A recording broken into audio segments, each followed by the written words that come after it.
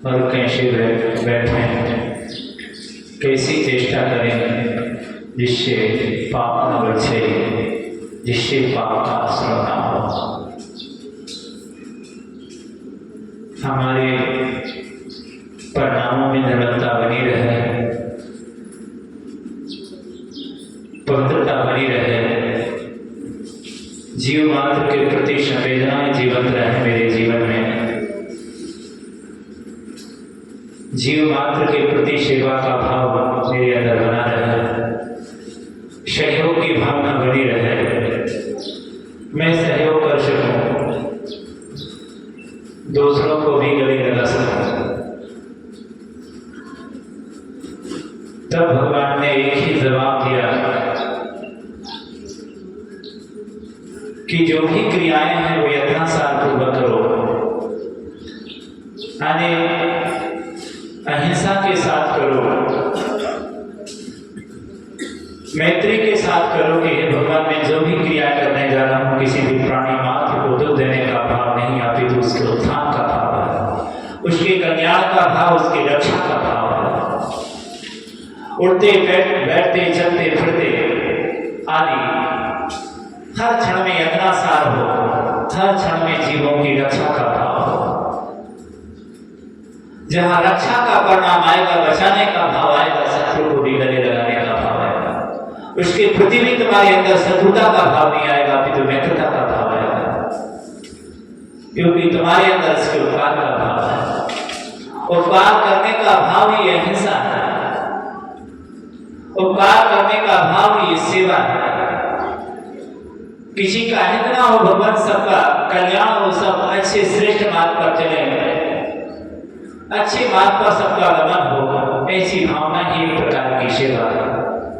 बुरे मार्ग पर चले जाएंगे, अहित हो जाएगा, विनाश हो जाएगा, अकल्याण के मार्ग पर, पाप के मार्ग पर चले जाएंगे।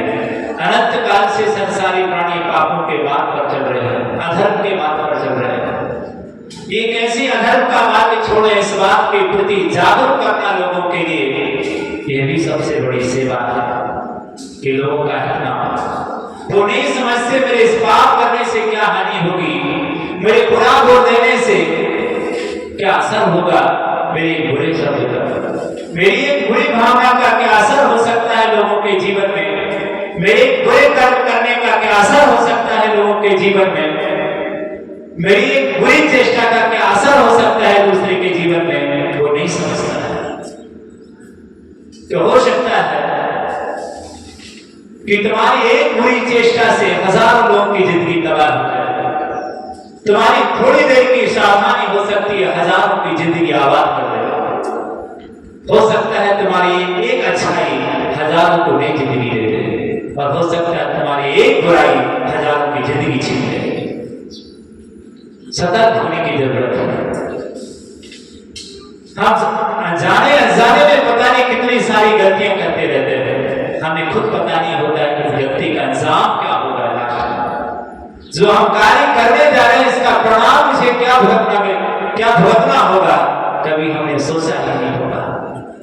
और ना जाने ऐसी कितनी गलतियां करते रहते हैं। हमारी जिंदगी तो तबाह होती ही है, पर उसका अनुकरण करने वाले पता नहीं हजारों लाखों की जिंदगी भी तबाह हो जाती है। एक व्यक्ति सतर्क होता है, एक की जिंदगी नहीं सुधरती है, एक की जिंदगी नहीं समझती है, एक की जिंदगी समझ जाने से हजारों की जिंदगी समझ जाती है। एक को रास्ता मिल जाने से हजारों को रास्ता मिल जाता है। तुम्हें नहीं मालूम, हम एक को सुधारेंगे, एक हजारों को सुधार देगा। हम एक का जीवन संभालेंगे, एक हजारों का जीवन संभाल देगा। संभालने की कोशिश कीजिए। देखो, आचार्य ज्ञान सागर जी ने एक की जिंदगी संभाली, एक को दिशा दी, एक को मार दिया, एक ने हजारों को मार दे दिया, हजारों की जिंदगी संभाली। सोचिए, यदि हमारे निमित्त से किसी एक का भला होगा तो मैं नहीं मालूम, उस एक का भला करने से वो हजारों का भला कर देता है। तुम एक दीप जलाओ, पता है तुम्हारे एक दीप को देखकर हजारों दीप जला दे लोग। एक दीप जलने से हजारों दीप जल सकते हैं, एक दीप को देखकर हजारों दीप पैदा किए जा सकते हैं, हजारों लोग बना ले सकते हैं। एक अम्मा में बाहुबली भगवान का निर्माण करने का भाव बनाया था कि इस दुनिया में बाहुबली भगवान नहीं है, और उसने दक्षिण भारत में क्या किया, क्या बनाया, बाहुबली भगवान का निर्माण कराया। उस अम्मा ने ये भाव बनाया कि यहाँ पर बाहुबली भगवान का निर्माण होना चाहिए, और बाहुबली भगवान का जब निर्माण किया तो उस बाहुबली भगवान से प्रेरणा लेकर, उस माँ की उस कर्म से प्रेरणा लेकर के हजारों बड़े बाहुबली का निर्माण हो गया, हजारों बाहुबली बन गए। सोचिए ना, एक व्यक्ति यदि कोई आदर्श कार्य करता है, उस आदर्श कार्य को हजारों हजारों लोग प्रेरणा लेकर के और अपने जीवन को संभाल लेते हैं। एक माँ से प्रेरणा लेकर के हजारों बाहुबली बन गए, हजारों बाहुबली के मंदिर बन गए। हम भी अपने जीवन में एक सत्कर्म करने की कोशिश करें जीवन में, हो सकता है हमारे सत्कर्म से हजारों लोग सत्कर्म की ओर बढ़ जाएं। तुम्हें सोचा भी नहीं होगा कि मैं जिस कार्य को अंजाम देने जा रहा हूँ, जिस अच्छे कार्य को अंजाम देने जा रहा हूँ, हो सकता है उस कार्य से हजारों लोग प्रेरणा लेकर के उस कार्य को आगे बढ़ जाए, हजारों लोग अपना जीवन धन्य कर लें, हजारों लोगों का भला हो जाए तुम्हारी एक अच्छी चेष्टा से, तुम्हारे एक अच्छे कार्य से। तो हमारे लिए ऐसे कार्यों से प्रेरणा लेकर के और दूसरों को भी हम प्रेरणा दें कि हमें क्या करना है अपने जीवन में। पापों की ओर तो सारी दुनिया भाग रही है, संसार की ओर तो सारी दुनिया भाग रही है, पर संसार से हटकर हमारे जीवन में कुछ हमें ऐसे भी कार्य करके जाना है जो युगों युगों तक संस्कृति याद करे। तुम्हारे उस उपकार से संस्कृति इतनी उपकृत हो जाए कि वह हमेशा याद करे तुम्हारे लिए कि कोई यहाँ पर आया था और उसने हमारे ऊपर इतना बड़ा उपकार करके गया। भगवान का, गुरुओं का उपकार तो अनंत है हमारे ऊपर, लेकिन हम भी ऐसा प्रयास करें कि संस्कृति हमारे द्वारा गौरवान्वित हो जाए और ये अमर हो जाए, और हमेशा हमेशा हमारा उपकार इस संस्कृति पर हो जाए। ये मेरा अपना दायित्व है कि मैं जिस संस्कृति में जन्मा हूं, उस संस्कृति को गौरवान्वित करना मेरा जन्मसिद्ध अधिकार है। इस तरह जिन भगवंतों की हम आराधना करते हैं, उनसे हम प्रेरणा लें कि आज हम उनकी आराधना करने के लिए एकत्रित क्यों हुए हैं, यहाँ पर निर्माण लाडू चढ़ाने के लिए क्यों आए हैं, आदित्यनाथ भगवान की पूजा करने आए हैं, क्यों आए हैं। देखिएगा जो हजारों करोड़ों वर्षों पहले हो गए, आज भी उनकी पूजा हो रही है, उनके चित्र पूजे जा रहे हैं। सोचिएगा उनके नाम क्यों सुनकर के लोग नतमस्तक हो जाते हैं, जिनकी नाम की तस्वीरें पूजी जा रही हैं, जिनके नाम के पत्थर पूजे जा रहे हैं, उन्होंने धरती पर आकर ऐसा कौन सा कर्म किया होगा। हम भी मनुष्य थे और वो, हम भी मनुष्य हैं और वो भी मनुष्य थे। आज वो इतने महान कैसे बन गए कि सारी दुनिया के लिए मंगल हो गए, और हम सारी दुनिया के लिए अमंगल ही बने हैं। उनके नाम का पत्थर भी पूजा जाता है, और हम क्या है, सोचिए कि जिनके नाम का पत्थर पर नाम लिख दिया जाए तो पत्थर भी पूजा जाता है। सोचिएगा उनके नाम के पत्थर भी पूजे जाते हैं और हम जिंदा भी नहीं पूजे जाते हैं। सोचिए कितना पवित्र अपने जीवन को उन्होंने बनाया होगा, कितना आदर्श अपने जीवन को बनाया होगा कि हजारों लाखों करोड़ों वर्ष गुजरने के बाद भी, बीतने के बाद भी लोग उन्हें भूल ना सके। आज भी लोग उन्हें उतनी श्रद्धा से याद करते हैं जितनी श्रद्धा से कभी उनको याद करते थे। सोचिए हम अपना नाम प्रतिष्ठा के लिए हम क्या क्या नहीं करते हैं, कितना सारा धन वैभव लुटा देते हैं, फिर भी हमें भूल जाते हैं।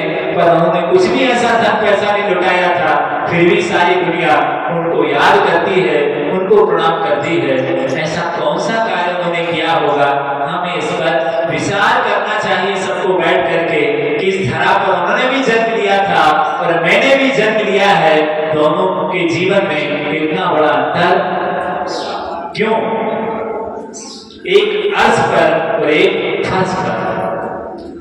सोचिए इतना बड़ा अंतर क्यों दोनों के बीच में, जबकि दोनों ही मनुष्य थे। वो भी जीव है, मैं भी जीव हूं। एक में भगवान दिखाई देता है और एक में शैतान दिखाई देता है।